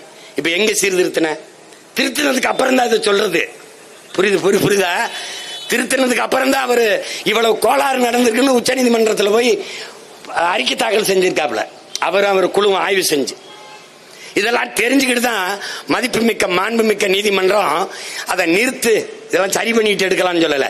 நீ 2 வாரத்துக்குள்ள பதில் மனு தாக்கல் பண்ணு தமிழ்நாடு அரசு கிட்ட கேக்குது. நம்ம தமிழ்நாடு அரசு எப்படி பதில் மனு தாக்கல் பண்ணுதுன்னா, இந்த எஸ்ஐஆரை வேகமா செயல்படுத்துது. இந்த பிஎல்ஓ இந்த பூத் லெவல் ஆபீசரை போட்டதே ஐயா ஸ்டாலின் அரசு தான். ஆனால் எதிர்க்கிறேன் என்று இங்க ஒரு நாடகம். எதிர்கட்சியா இருக்கும்போது இந்திக்காரனை போடா, ஆளுங்கட்சியான இந்திக்காரனே வாடா.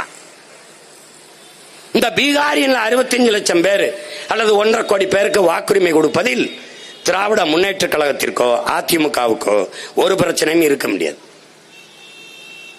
ஏனென்றால் அவன் கூலிக்கு வந்தவன் வாக்குக்கு 1000-500 கொடுத்தால் வாக்கை போட்டு விடுவார். அது ஒன்றும் பிரச்சனை கிடையாது. ஏன்னா இவர்கள் எல்லோருக்கும் இந்தி தெரியும்.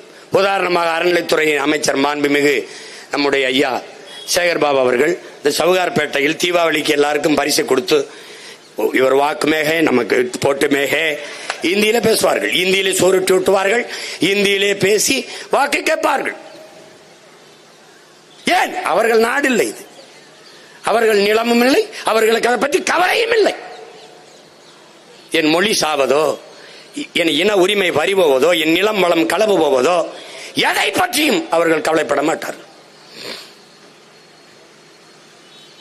ஏன் நாம கவலைப்படுவோம்? ஏன்னா இந்த ஒரு இடம் தான் நமக்கு இருக்கு, இந்த ஒரு இடம் தான் இருக்கு. எனக்கு வரலாறு இருக்கு. தெற்காசிய முழுமைக்கும் பரவி வாழ்ந்தேன், இந்திய துணைக்கண்ட முழுமைக்கும் பரவி வாழ்ந்தேன். பயன் இல்லை, காலடியில் அரைக்கிற இடம் தான் இருக்கு. இதுலயும் 6 பேர் அங்கிங்கும் கால் வச்சிருக்கான். இப்ப இந்த கால்களை அப்புறப்படுத்தலைன்னா நிக்க இடம் இல்லாம போயிடுவான். இருக்க இடமற்றவன் அனைத்துலகம் பேச அருகதையற்றவன். உன் இடத்தினை உறுதி செய், உன் இனத்தை முன்னிறுத்து. இருக்க இடமற்றவன் அனைத்துலகம் பேச அருகதையற்றவன். சும்மா நிக்க இடம் இல்லாம அமெரிக்க ஏகாதிபத்தியமே, ரஷ்ய முண்ட நிக்கிற இடம் ஒண்ணுது இல்லைங்கிட்டு போ, எதையா போயிட்டு படாங்கிட்டு. என் தம்பி சொல்ற மாதிரி கோயம்புத்தூர்ல போய் அந்த வட இந்தியர்கள் கடை வச்சிருக்க இடத்துல நீ பேட்டி கேட்கும்போது, தமிழால வந்தா வேலை கொடுப்போம் சொல்றானே இல்லையா? சேலத்துல மளிகை கடை தேநீர் கடை வச்சிருக்கேன், முழுக்க ராஜஸ்தானி. நான் சொல்றது உனக்கு இப்ப புரியாது. நான் போதிக்கும் போது எது ஒன்றும் உனக்கு புரியாது, பாதிக்கும் போது புரியும் உனக்கு. நீ ரொம்ப நாள் நடக்காது தம்பி. இந்த தேர்தல் இவன் போட்டு இந்த எஸ்ஐஆர் மட்டும் செயல்படுத்திட்டான், 29 தேர்தல்ல அவன் தீர்மானிப்பான். நீ ஒண்ணு தள்ளி விடுவான், ஓட்டு போடாங்கிட்டுருவான். இது இந்தி பேசுற இன்னொரு மாநிலமாகும். நமக்கிட்ட இருக்கிற பிரச்சனைகளை நீங்க புரிஞ்சுக்கணும். 8 கோடி தமிழர்கள், 1.5 கோடி வன்னியர், 1 கோடி கன்னடர் கவுண்டர், 1 கோடி தெலுங்கு தேவர் எல்லாம் பேசுவோம். எத்தனை கோடி நீ இருந்தாலும் வன்னியர் 1.5 கோடியா? வன்னியனா நிக்க மாட்டா. ஒன்னா கவுண்டர் 1.5 கோடியா? ஒன்னா நிக்க மாட்டாய். முக்குளத்தோர் கல்லர் மரவர் அகமுடையரா? நிக்க மாட்டாய். மரவனை நிறுத்தின அகமுடையர் போட மாட்டாய், கல்லனை நிறுத்தின மரவன் போட மாட்டாய். பறையரா ஒன்றாக மாட்டாய். நீ சாதியாபமும் நான் நிக்க மாட்டாய், நீ மொழி இனமாவும் நிக்க மாட்டாய். எப்படி உனக்கு வலிமை வரும்? ஆனால் அவன் 1.5 கோடி வட இந்தியன் என்றால் நீ தமிழ் என்று ஒரே மொழியில் ஒன்றாகவில்லை, அவன் இந்தி என்று ஒரே மொழியில் ஒன்னா நின்றுவான். நீ நான் சொல்றத நீ நம்பல, நிக்கிறானா இல்லையா பொறுத்திருந்து பார், நிப்பான். அப்போது பெருத்த லார்ஜஸ்ட் கம்யூனிட்டி நார்த் இந்தியன் இந்திக்காரன் வந்துருவான். நீ அப்ப வாணியனும் பேச முடியாது, கவுண்டனும் பேச முடியாது, தேவரனும் பேச முடியாது, பறையனும் பேச முடியாது, நாடாரு, செட்டியாரு, தேவேந்தரர் ஓஹோ தள்ளி போன்றுவான். அந்த கர்ம வேற நமக்கு வர மாட்டேங்குது, ஏதோ பேச்சு விட்டு போயிடுவான். இதெல்லாம் கவனத்தில் வச்சுக்கிட்டு வேலை செய். அவன் தொலைச்சிட்டான், முடிச்சு விட்டான், நீ ஒன்றும் இல்லை உனக்கு. அதனால கடைசி அந்த ஓட்டு வச்சிருந்தது 1000-500 வித்து பொழைச்சிக்கிட்டு இருந்த, இப்போ அதையும் எடுத்துட்டாப்ல. இப்போ பிஜேபி அவருடைய வாக்கை உறுதி செய்து இது பார்க்கும். ஏற்கனவே நான் பேசுறேன், தம்பி கார்த்திக் கூட பதிவு செஞ்சான் பாருங்க, 40,000 வாக்கை கன்னியாகுமரியில் தூக்குச்சு. ஏன்னா அவ்வளவு மீனவனு கிறிஸ்தவ மீனவன் நமக்கு ஓட்டு போட மாட்டான், தூக்குடான்னு தூக்கிடுச்சு. இப்ப என்ன செய்யும், இஸ்லாமியர் கிறிஸ்தவ வாக்க பிஜேபி தூக்கும். இந்த திமுக என்ன செய்யும், அதிமுக வாக்கு, நாம் தமிழர் சீமா வாக்கு. தம்பி விஜய்க்கு அவர் வீட்டுக்கு போகும்போது விஜய் பாடம் இருந்தா நம்ம வீட்டுல தூக்கிட, அங்க சீமா பாடம் இருந்தா தூக்கிடுவான்.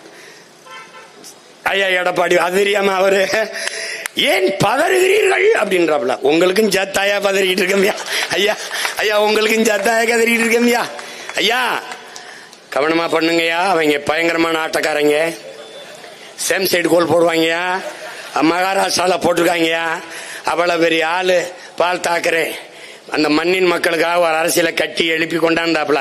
அவருடைய மகன் உத்தவ் தாக்கரே இருக்கும்போது அவரோட கூட்டணி வச்சு வந்து 42 சட்டமன்ற உறுப்பினர்களை ஒரு ஆளுக்கு 30 கோடியை கொடுத்து தூக்கிட்டாங்க. இவன் ஊழல் லஞ்சத்தை பேசுவாயா. 42 சட்டமன்ற உறுப்பினர்களை ஒரு உறுப்பினருக்கு 30 கோடி கொடுத்து வாங்கி பிஜேபி ஆட்சி அமைச்சு அவரை கட்சியே முடிச்சுட்டோம்ல. அவர் பேசுறாரு, சீமான் பேசுற அரசியல நாங்க பேசியிருக்கோம், நாங்க மதம் என்று போனதுல சரிஞ்சிட்டோம், மொழி இனத்திலேயே நின்றுக்கணும்னு பேசுறாப்ல. ராஜ் தாக்கரே, உத்தவ் தாக்கரே ஏன் மதம் மாறிக்கொள்ளக்கூடியது, மொழியும் இனமும் மாற முடியாது. இன்னைக்கு தமிழன்னா நாளைக்கு கன்னடனாவோ, மலையாளியாவோ, பீகாரியாவோ, குஜராத்தியாவோ, நோ சான்ஸ், வாய்ப்பில்லை ராஜா, மாற முடியாது. இவன் அவன் எல்லாரும் சரியா இருப்பான், நம்ம சரியாகணும் நினைச்சா தவறுன்றான். பயங்கரமா பேசி விட்டுருவான். பீகாரியா பகாரியா இவங்க தான் பேசினது. பஞ்சாபியரை தவிர இவரையும் பஞ்சாபுக்குள் உள்ள விடாதீர்கள் பேசியவர் நம்மால் தான், ஐயா பிரதமர் மோடி அவர்கள் தான். ஒரிசாவிலே கார்த்தி பாண்டியன் அவரை அதிகாரத்தில் உட்கார வைக்க போகிறீர்களா? பூரி ஜெகநாதர் கோயில் உண்டியலும் சாவியும் தமிழ்நாட்டில் இருக்கிறது. நம்மளை திருட்டு போய் பட்டம் கட்டி அங்க ஒழிச்சே விட்டான் நவீன் பட்நாயக். ஒரு தமிழன் ஆட்சிக்கு வரல. ஆனா இங்க எத்தனை பேரு கும்மி அடிக்கிறான். நான் ஒருத்தன் கத்துறேன், நீ என்ன சேட்டை பண்றான் பாருங்க. நான் என் நிலம், என் உரிமை, என் தேசிய இனத்தின் இறையாண்மை என்று பேசும்போது பாசிசம், செப்பரேட்டிசம், சாவனிசம், பிரிவினைவாதம், பக்கவாதம், முடக்குவாதம், நீ எத்தனை நாள் பேசுறா, எவ்வளவு பேர் வேணாலும் பேசுறா. ஆனால் ஒரு நாள் நான் வெல்வேன், இதை யாவானும் மறைக்க முடியாது.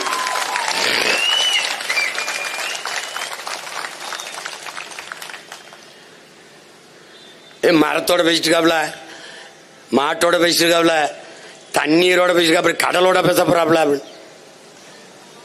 ஒருத்தரெல்லாம் கடலை கட்டி பிடிச்சிட்டு அழுகிறேன்றாப்ல. உன்னை எல்லாம் பள்ளிக்கூடத்தில் சேர்த்து படிக்க வச்சான்ல உங்க ஒப்பன் வாத்தியார், அவனை சொல்லணும். கடல்னா என்னன்னு தெரியல உனக்கு, தண்ணினா என்னன்னு தெரியல, மரம்னா என்னன்னு தெரியல. உனக்கிட்ட எல்லாம் ஆட்சியாதிகாரத்தை கொடுத்தோம்னாடா எங்களை சொல்லணும்டா. பைத்தியக்கார பயில்கள்கிட்ட கொடுத்துட்டு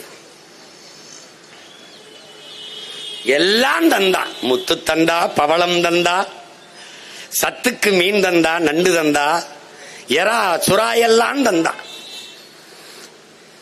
தாகத்துக்கு தண்ணி தந்தா, குளிக்க தண்ணி தந்தா அவளை நாம குப்பையாக்கணும், அழுக்காக்கணும்.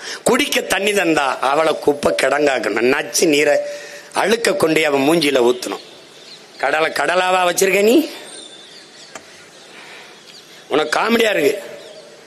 கொந்தளிச்சு எழுந்தால் தரையில் இருந்து 3 கிலோமீட்டருக்கு தண்ணி தான் இருக்கும்ன்றான். பாத்துக்க நீ. பூமிக்கென்று செல்ல குழந்தைகள் யாரும் கிடையாது. இப்ப என் வீட்டுல என் மனைவிக்கு செல்லம் இருக்கு. கிளி அவளுக்கு செல்லம், இந்த இசை இயல் எல்லாம் செல்லம், வெண்பா செல்லம், அப்படி இருக்கு. எனக்கு யாரும் அங்கே வீட்டில் செல்ல, நான் அது கெஸ்ட் ஹோல் தான், போய் வர்றதுனால வருவான் போவான், யாரோ வந்து போறான் அப்படின்னு நினைச்சுக்கிருக்காங்க. நிறைய பேர் விருந்தாளி வந்து போற மாதிரி போய் செல்லம் இருக்கு. ஆனால் பூமிக்கென்று யாரும் செல்லம் கிடையாது, எல்லாரும் ஒரே மாதிரிதான்.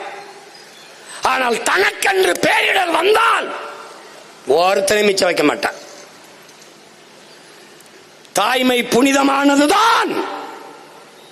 ஒரு பெருவெள்ளம் ஆற்றிலே இந்த கரையில நிற்கிற குரங்கு தன் ஒரே குட்டியை தோளில் தூக்கி கொண்டு அக்கறைக்கு போக ஓடுகிறது, நீஞ்சுகிறது. தோல் மேலே தன் குட்டியை ஏற்றி கொண்டு போகுது. போட்டு காற்றேன் பார் காட்சியை. அப்படியே ஓடுது வேக வேக வேக வேகமா. இந்த குட்டி குரங்கு தாயின் கழுத்தை தலையை அழுத்துது. இந்தாதான் இருக்கு கரை, போயிடலாம். ஆனால் தன்னை உள்ளே அழுத்தி தன் உயிரை இழக்கிற நிலைமைக்கு தள்ளிருமோ தன் குட்டின்னு குட்டியை தள்ளி விட்டுட்டு என்ன செய்யுது, கரைக்கு போய் கரை சேர்ந்துருது. குட்டி வெள்ளத்தோட போயிருது. செல்லமாக வளர்த்த குட்டிதான், பெத்த குட்டிதான். ஆனால் தனக்கு பேரிடர் என்றால் கைவிட்டு. அது மாதிரிதான் இந்த பூமி தாய். பேரிடர் வந்தால் அது அப்பனும் இல்ல ஆத்தானும் இல்ல, எல்லாத்தையும் அடிச்சு விட்டு போயிருவான். சுனாமியில எவனும் ஜாதி பார்த்து மதம் பார்த்து விட்டு போனாலாடா. அந்த நிலை விரைவில் வரும், நீ எழுதி வச்சுக்க. ஆனா நம்ம அடிச்சுட்டு போகும்போது பக்கத்துல வந்தேன்னா, நான் அன்னைக்கே சொன்னலடா கேட்டியா, இந்த வேலையை அவ செய்வான்னு செஞ்சிருவா. நம்மளால எழுதுறான்ல தம்பி, 70 விழுக்காடு தண்ணி தம்பி, 30 விழுக்காடு தான் நிலம் தம்பி. அதுல சரி மாதிரி 2 30 10 விழுக்காடு காடு இருக்கணும். என்ன இருக்கணும்? 3 ஒரு பங்கு காடு இருக்கணும். அப்ப 20 விழுக்காட்டு நிலத்துல இருந்துகிட்டா நீ இம்படி சேட்டை பண்ணிட்டு அப்படின்னு வச்சுக்க. தரையிலிருந்து சரியா 3 கிலோமீட்டர் உயரத்துக்கு நிலமங்கும் தண்ணி தான் இருக்குன்றான். இப்படி இருந்திருக்கா இல்லையா? இருந்திருக்குல்ல. கடல் கொண்டு போனோம், பகிரில் ஆற்றணும், பன்மலை அடுக்கத்தெல்லாம் பார்த்திருக்கீங்கல்ல நீங்க. குமரி கண்டம் உங்க கண்டம் எங்க, உப்பு கண்டம் இப்ப எங்க இருக்கு? அவர் ஐயா ஒரிசா பாலு பூம்புகார்ல பாடுற அந்த பாடுற உள்ள மூலிகை கிடக்கு உன்னுடைய நகரம் சொல்றான் இல்லையா? அது மாதிரி ஒரு நாள் நீ மூலிகை கிடப்ப. கவனமா இரு. இப்ப என்ன பண்றது இவங்களேன்னு தெரியல. எனக்கு குழப்பமா இருக்கு. காலையில இருந்து என்ன பண்றேன்னு தெரியல. எப்படி பிள்ளைகள் விழிப்புணர்வோடு இருந்து அவரவர் வாக்கை தக்க வைக்க பார்க்கணும். தேர்தல் ஆணையத்திற்கு, இந்திய ஆட்சியாளர்களுக்கு, குறிப்பா தமிழ்நாட்டை ஆளுகிற ஐயா ஸ்டாலின் அவர்கள், நீங்க எதிர்க்கிறேங்கிறதுல எங்களுக்கு நம்பிக்கை வரல. ஏன்னா நீங்க ஒரு பக்கம் இதை எடுத்துக்கிட்டு இருக்கிறீங்க, ஆனா எதிர்க்கிறேன்றீங்க. உண்மையிலே எதிர்க்கிறதுனா நீங்க அனைத்து கட்சி கூட்டத்தை கூட்டினது உங்க கூட்டணியில் இருக்கிற கட்சியை கூப்பிடுறீங்க. அப்ப நீங்க சட்டசபையில கூட்டி ஒருவேளை ஐயா எடப்பாடி எதிர்த்து பேசினா நீங்க எதிர்த்து தர்க்கம் செஞ்சு இவ்வளவு பேராபத்து இருக்கு அப்படின்னு நீங்க ஒரு தீர்மானத்தை போட்டு தமிழ்நாடு ஒத்துழைக்காது என்ற தீர்மானத்தை நீங்க கொண்டு வந்திருக்கணும். அதை செய்யல. நீங்க அவசரமா பிஎல் வந்த பூத் லெவல் ஆபீசரை போட்டு அதுக்கு ஆலோசனை நாங்க உங்க ஆளுகள்லாம் காணொலியில அதை இப்படி பதிவு பண்ணுங்க அப்படி பதிவு பண்ணுங்கன்னு சொல்லி, இது என்னது? உங்க மாமன்ற உறுப்பினர்களை உங்க வாக்கை உறுதிப்படுத்திட்டு போறது. அப்ப எங்க வாக்கெல்லாம் பிஜேபி அவங்க வாக்கு. எவன் தனக்கு வாக்கு இல்லையோ அவனுக்கு வாக்கு இருக்க வேண்டிய அவசியம் பிஜேபிக்கு இல்ல. இப்ப அங்க வெளியேற்றப்பட்ட 81 லட்சம் பேர் இருக்கான்ல, அவன் இங்க வருவான். இங்க பீகார்ல அவங்க அப்பா அம்மாவுக்கு வாக்குரிமை இருந்தா இங்க எடுத்துக்கலாம்னு நீ ஒரு விதி வச்சிருக்க. ஆனா எனக்கு என்ன சொல்ற, 2002 போட்டியா? எங்க அம்மாட்ட போய் என் தாத்தா மாசிலாமணியும் பர்வதம்மாலும் இறந்து போயிட்டாங்க அம்மாச்சி. அவங்க ஓட்டு உரிமை எங்க இருக்குன்னு கேட்டா எங்க அம்மா பாப்பா அங்கிட்டுன்னு போயிடும். என்ன அதான் நடக்க போகுது. இப்ப நீ வேணா பாரு, எத்தனை அதிகாரி அடி வாங்கிட்டு ஓட போறான்னு தெரியல. இன்னும் கொஞ்சம் நாள்ல பாரு. நீ எவனாவது இந்த ஃபார்ம்னு சொல்லு, ஃபுல் ஃபார்ம்ல இருக்கான் என் பசங்க. நான் அப்புறம் அதுக்கு பொறுப்பேற்க முடியாது. I am very sorry. என்ன தம்பி அபவுட் சே திஸ், அப்படி போயிட்டு வேண்டிதான். நம்மளால இதை பார்த்து பண்ணுங்க, நியாயமாற பார்த்து பண்ணுங்க. ஏன்னா நீங்க ஒரு திருத்தத்துக்கு ஒரு அளவு இருக்கு. இவ்வளவுலாம் உங்களால 2 மாசத்துல இதை கொடுத்தா 5 கோடி பேருக்கு நீங்க இந்த படிவத்தை கொடுத்துட முடியுது உங்களால. ஆனா நீங்க சாதி வாரி கணக்கெடுப்பு எடுக்கிறதுக்கு உங்களுக்கு கடுக்குது, அப்படியே கஷ்டமா இருக்கு.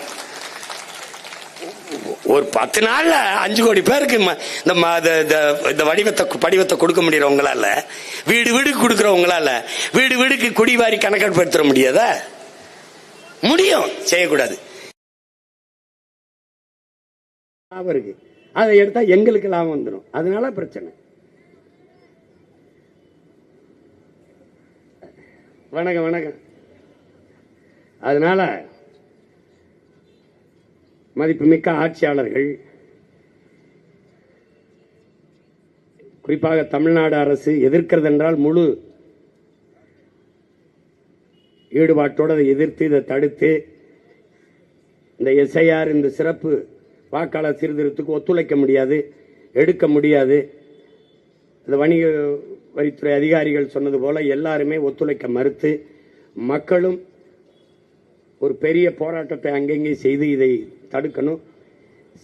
இந்த இரட்டை வாக்கு இறந்தோர்கள் வாக்கு செலுத்த அவர் பேர் இருப்பது கள்ள வாக்கு, இதெல்லாம் தடுக்கணும் என்றால் ஒரு காலம் எடுத்து சரியான அதிகாரிகளை கற்றறிந்த பெருமக்களை அனுப்பி அவர்களுக்கு போக்குவரத்து செலவு உரிய ஊதியம் எல்லாம் கொடுத்து பயிற்சி முகாம் நடத்தி எதை எங்கே நீக்கி அது இந்த அவசரமாக நவம்பர் 4 அறிவிச்சு பிப்ரவரி 7 முடிவு பெறும் என்கிறீர்கள். இந்த காலத்தில் தேர்தல் நெருங்கி கொண்டிருக்கும் போது யார் யார் எந்த கட்சியோட கூட்டணி, யார் யார் எங்க என்னன்னு எல்லாம் பேசிருக்க காலத்தில் நீங்க திடீர்னு இந்த வாக்கையே சரி பண்ணோம்னா என்ன தம்பி, மேல கூரை பச்சை வண்ணத்துல போடலாமா மஞ்சளா போடலாமான்னு யோசிச்சுட்டு இருக்கும் போது கீழே அடித்தளத்துல குண்டை வச்சு தகர்த்திக்கிட்டு இருந்தீங்கன்னா ரொம்ப கஷ்டமாயிரும். அதனால மதிப்புமிக்க, மாண்புமிக்க, மேன்மை மிக்க, பெருமை மிக்க, போற்றத்தக்க ஆட்சியாளர்கள் கொஞ்சம் கவனத்தில் எடுத்து செய்யுங்க நியாயமாரே. இல்லைன்னா எங்களுக்கு இந்த தேர்தல் போட்டியெல்லாம் மயிரே போச்சுன்ட்டு தருவா இறங்கி ஒரு ரூபாயா ஓட்டு போட முடியாது, நீ எவன் நிக்க முடியாது. பெரிய சிக்கலாய் போரும் பார்த்துக்க. ஒழுங்கா அதை கைவிட்டுட்டு தேர்தலுக்கு அப்புறம் 29 தேர்தலுக்கு இடையில இந்த சிறப்பு செருப்பு திருத்தத்தில் அப்புறம் வச்சுக்க. புரியுதா? அன்பா சொல்லும் போது கேட்டுக்க. நன்றி, வணக்கம்.